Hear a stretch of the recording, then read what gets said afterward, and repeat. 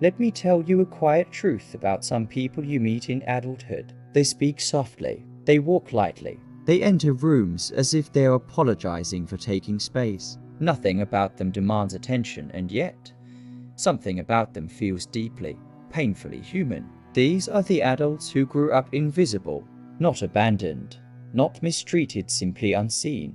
And invisibility, when learned young, becomes a lifelong way of existing. Childhood invisibility doesn't look dramatic. It's subtle. It's the child who never interrupts. The child who waits until everyone else has spoken. The child who gets good grades without being asked. The child who doesn't make noise, doesn't break rules, doesn't cause trouble. To adults, they seem easy, low maintenance, mature, but to the child, it feels like fading. Because children don't need grand gestures. They need to be noticed. Every human does. But invisible children learn early that attention must be earned, not given. They learn that being themselves isn't enough to be seen. So they shrink, they adapt, they blend into the background, hoping that maybe, in their smallness, someone might finally look their way. But that look rarely comes. Some invisible children grow up in crowded homes, too many people, too many problems, too much noise. Others grow up with parents who worked too much, or worried too much, or simply never learned how to see a child emotionally.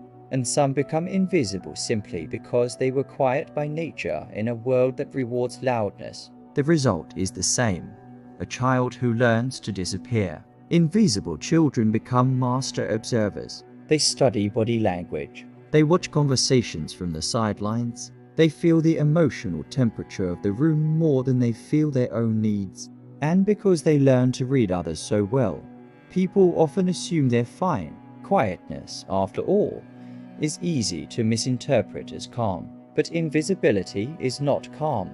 It is loneliness without the drama. It is silence with a pulse. It is wanting to be chosen, but being too afraid to ask. Invisible children grow into adults who struggle with identity.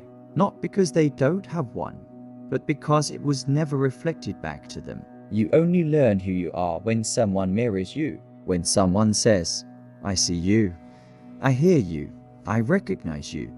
But invisible children rarely get that mirror. So they grow up feeling like they're meeting themselves for the first time in adulthood. They often wait for others to initiate affection, conversation, closeness. They don't want to be a burden. They don't want to take up emotional space. They apologize before speaking. They soften their opinions. They choose their words carefully, afraid to disrupt the air around them.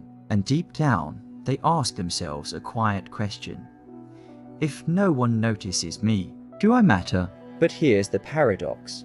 Invisible children become incredibly strong adults. Not loud, not bold, not dramatic, but strong in a way that comes from surviving emotional silence. They develop resilience, empathy, observation, patience, intuition. They understand others more than others understand themselves. They can sense pain that isn't spoken, joy that isn't loud, loneliness that hides behind a smile.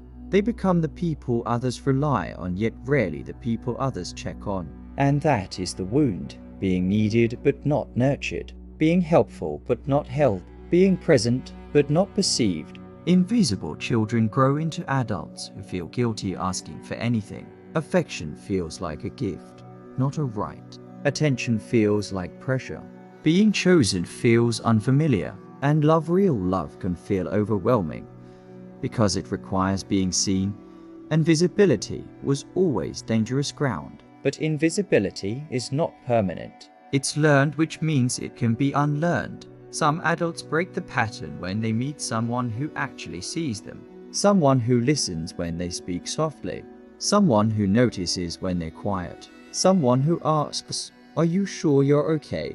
and means it. For many people who grew up invisible, the first time they're seen in adulthood feels almost unbearable. They don't know how to hold it. They don't trust it yet. But slowly, visibility becomes safety instead of threat. They begin to speak more, share more, take up a little more space. Not loudly, just honestly. And one day, The child who once blended into the background wakes up as an adult who knows they matter, not because they fought for attention, but because someone reminded them that their existence is not measured by volume. The truth is simple.